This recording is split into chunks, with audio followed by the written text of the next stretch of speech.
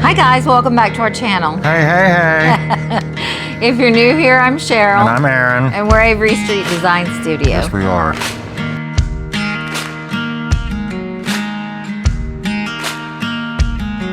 So on today's, this is our Wednesday episode. Yep. We're going to be making a wood barn quilt. I don't know if you guys are familiar with those, but it's like an art piece with little diamond shapes. Yep. And then you put it all together and then stain them different colors. And it's going to be really cool. These things sell for a crazy amount of money. They do.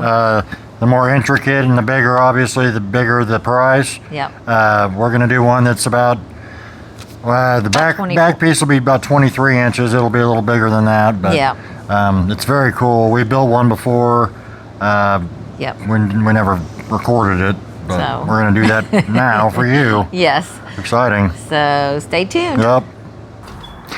So we're going to start making the backer board for this. We've got some 1/4 inch plywood that we're going to use. This isn't a full sheet, it's just a partial sheet, but I'm going to get 24 inches of this cut off, and then we'll get 24 inches cut on the other direction on the table saw. Then we're going to make a circle.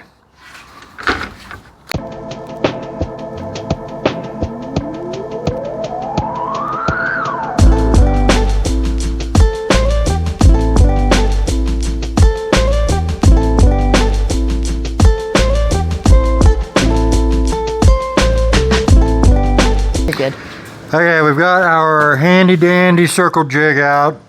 We have found the center of our 24 by 24 square, and we're going to make it round here on the table saw.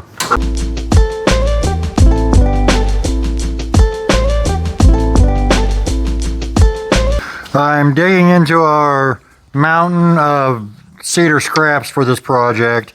I've taken some of my cut-offs and I've cut them into 2-inch wide strips, and I have a 45-degree stop block here lined up with the metal edge of the throat plate of the miter saw, and this is the length that we're going to cut our diamonds.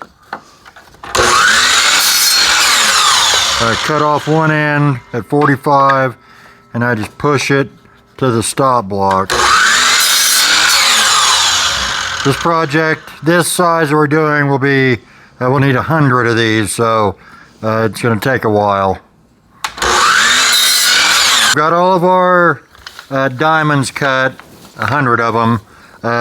We are going to give them a quick sand, smooth them out a little bit, and then we're going to stain them before we put the project together.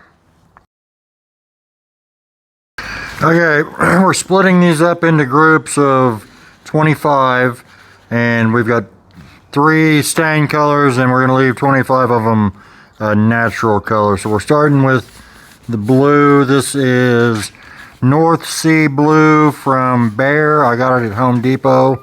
I don't know if you guys can see that. Yes. All right. I've got red. Can't even see the name on this one. Red Minwax. I got that at Lowe's. We're mixing up our own white with that colored craft paint and some water that's white, and then we'll do the natural ones.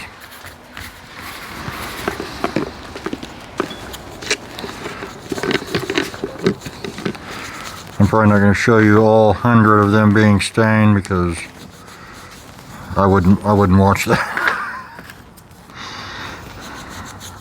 So basically you're just staining the front of them. You don't have to worry about the sides or any of that. And I only sanded one side of it because there's no need to go all the way around.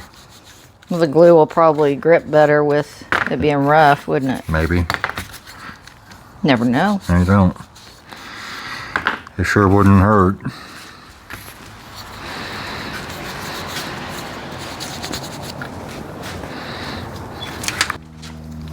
Now we're going to move on to the red. It's quite a bit more pigment. More ballsy, I guess we'll say, yeah. Ballsy? Ballsy red. Sassy red. Mm-hmm.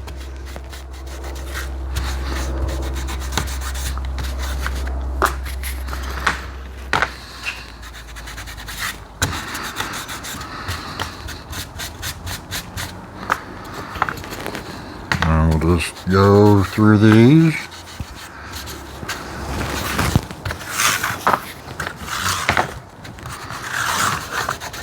If you haven't figured it out, we're doing a patriotic themed thing.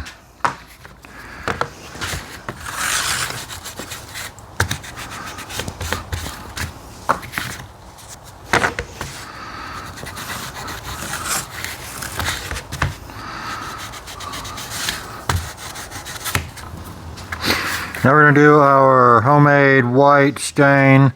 They do sell white stain. We just don't have any. We're out. We're out of the white stain. So we're going to use what we have. Yep, we'll just make our own. Save money. Mm-hmm.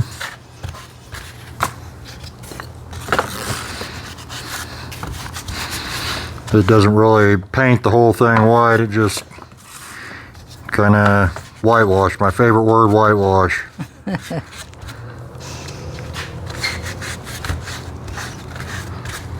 Kind of pickled color.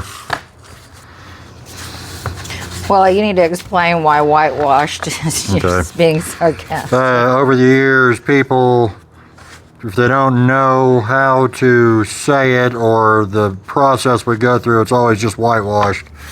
We don't ever whitewash anything. It's just distressed paint. Yeah. Like on our clocks, it's not whitewashed, Yeah. and I don't know why, but that drives Aaron crazy. It does. So It's not our thing. We don't whitewash anything.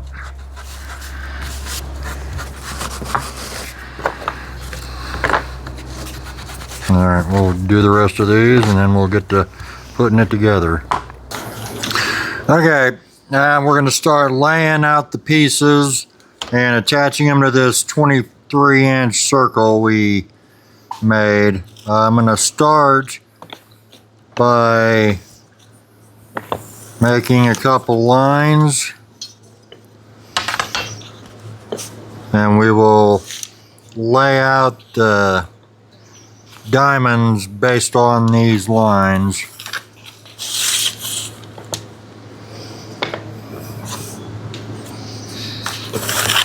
Alright. Now we just need to figure out the colors and where to put them. Alright, so here is our layout of the piece. 24 in each quadrant, we'll call it. How about that? for a total of 96. Yes, 96. Okay. We left 4 out. I don't know how or why, but... So, and you should probably stain both sides of your pieces because they lay different. We found that out. We had to go back and stain some more. So this is all based off the cross we made on the piece that's underneath. And we're going to start in the middle. And we're going to put some CA glue. I bought Aaron some CA glue. Yep, we're finally in the game, y'all.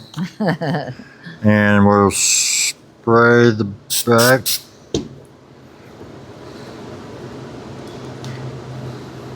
Lay it down.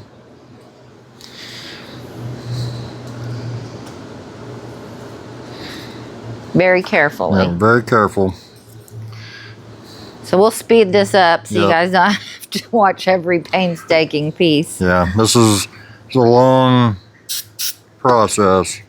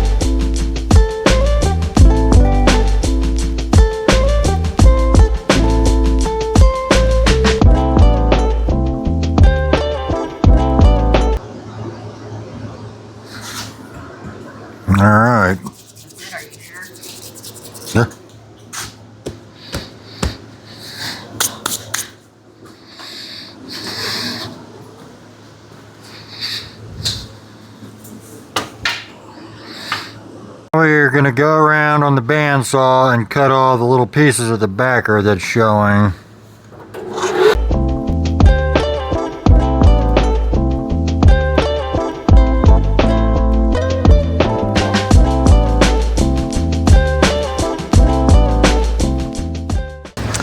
All right, guys, this is the finished wood barn quilt. There it is. I think it turned out really pretty. Whoop, whoop. We have a lot of tips to give you on it, you know, because it's the first time we've done one. As so always, a lot of things we would have done different. Yep. First off, we would have laid it out like we did, dry fit it, and then we would have marked the back side with an X, meaning don't sand or stain or anything that side. We didn't realize that, and some of them we had to go back and sand the other side, and then it wouldn't stick with the glue, so we had to sand it down and then fix it. Yeah, these pieces are mirror images of each other all the way around, so they only fit together one way. And then the ones that are going to be on the outer edge, you need to stain the sides of them too, because we had to go back and do that. Yep. Just a few things, but if you did these a lot, I mean, it really didn't take that long. If you did them all the time, you'd get really fast at it. Yep. And, you know, you could make a template for the back so you wouldn't have to cut it on the bandsaw, sorry, like we did. But other than that, it really wasn't that bad. Just a few things we did wrong, rookie mistakes, but, you know, we learned today too. We suffer so you don't have to. Yes. So that way you'll know all the things not to do. Right. But these sell for $105 on Etsy. Maybe I can get Aaron to show you a picture of one. I'll do that. But yeah, I mean, we used all scraps. So it didn't cost us a thing. No. The backer board was a scrap. The pieces were all scraps and cut-offs we had. Yeah. We had the stain. We are using new CA glue. How much was it? I bought a 2-pack for $24 on Amazon. Okay, we used about that much of it. Yeah, so not very much. We'll go 13 $5. cents worth of CA glue. And another thing these would make really pretty, which I've thought about doing, is a clock. You'd have to drill a hole in the middle, of course, for the movement, but boy, wouldn't that be a pretty clock? Or a sign with someone's name across it or something like that. I've seen those before. Speaking of signs, we are partnering with another laser company. We'll be coming out with that soon. Yes. Very excited. We're going to be walking you guys through the steps of making a sign for back here. As you can see, our little Avery Street Design Studio thing is very unimpressive. Right. So we're going to be more impressive. Yeah, we're going to fix that.